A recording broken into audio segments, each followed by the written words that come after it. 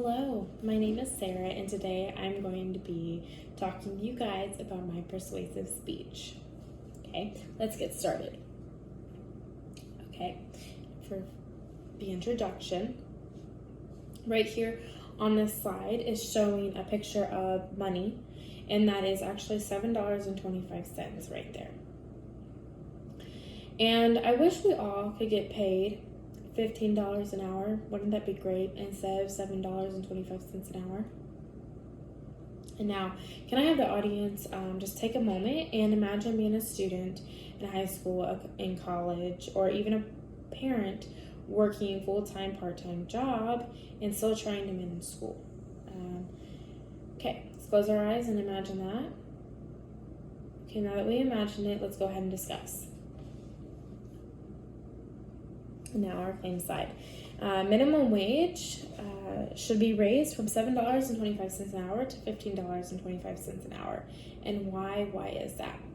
Well, when I was little, I always imagined myself having a job when I was older, when I grew up, and I thought that would be fun. Well, when I had my first job, I didn't realize that I was going to be getting paid $7.25 at minimum wage. And as being 15, 16 years old, there's things that you get like a car payment, a phone bill, and stuff like that. And that didn't really cover much of my needs because I was still in high school and I was going through sports and stuff. And it's really hard to juggle having a job and going through all that. And I just couldn't imagine being a parent and having kids and not just myself having to pay for. And then according to Congressional Budget Office, the change in minimum wage affects people's earnings, employment, family income, and poverty. And now we can discuss the minimum wage.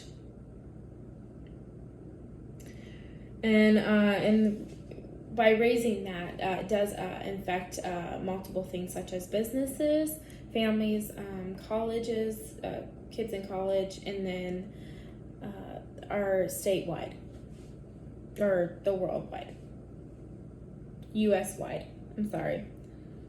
Okay, so for businesses, as of a business, you want to have a good business and you want to have good workers.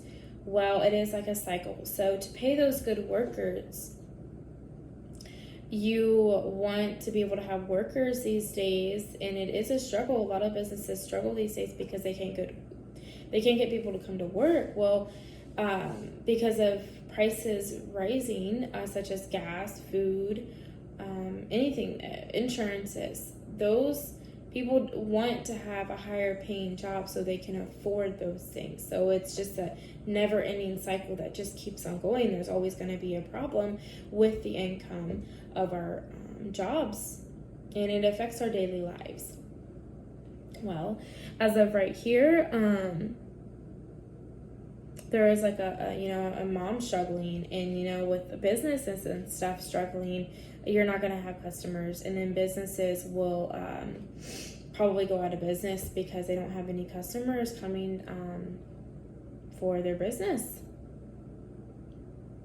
And so because of that mom struggling, it seems like she has kids, and I know a lot of families go through things. It's really sad. Some families could go through a divorce just because they struggle so much in life and to get through things. Even single moms, a lot of families struggle because they can afford their basic necessities like toilet paper, toothbrush, food on the table. You want to be able to provide that for your kids and as well for yourself, and you want to have some mental stability in your life because of that. Okay, and now as for states, for people that struggle in college, just think about being, which is according to the Bureau of Labor Statistics, the median minimum wage for a fast food cook in Alabama was $8.90 an hour, and the median hourly wage for our child care workers is $8.95 an hour, and for cashiers it's $10.76 an hour. And full-time worker in Alabama needs $15.91 cents an hour to afford the basic cash needs, even on top of other payments when working. So even having like a single job like that you as good hours and stuff, being a college student, you would still need $15 an hour just to get by with while you're in school. Okay, and then as for the states, there is about 20 states that is $7.25 an hour for minimum wage, and there is, I think, 11 states with $7 11 states with not higher than $7.25 an hour for their minimum wage, and that is because of implementation.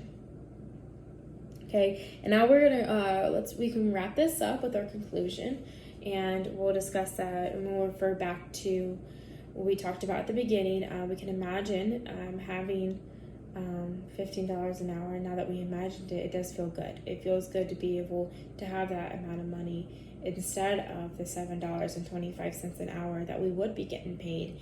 And within the 15, we can still have the stability with paying some of those bills, supporting our loved ones and significant others, and our kids and stuff like that. And then today we did minimum wage should be raised. We discussed that minimum wage should be raised from $15 an hour to $7.25.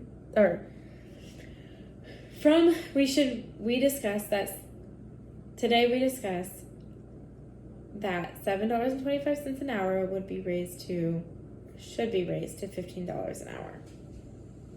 Okay, so that way we can all afford things.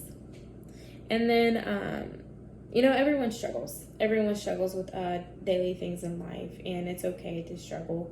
I know we don't want to, we don't like it, but it's okay.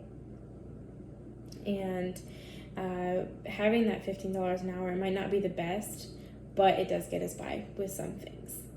Okay, and I hope everybody learned something today, and thank you for listening to my speech, and I hope you guys have a wonderful day. And if you guys have any other questions, here is my Works Cited page, and this is showing where I got all my some of my information, and you can just go to these links and stuff like that, or if you have any other questions, you can contact me by my email. And here's some other notes that I have on here, and it's saying that you can have you can have a high school diploma and still have a really good job without having a high school degree, and with getting paid over $15 an hour. So you don't necessarily have to go through college to have a really good job. And so that's all I wanted to add in there. And like I said, I hope everyone has a nice day, and thank you.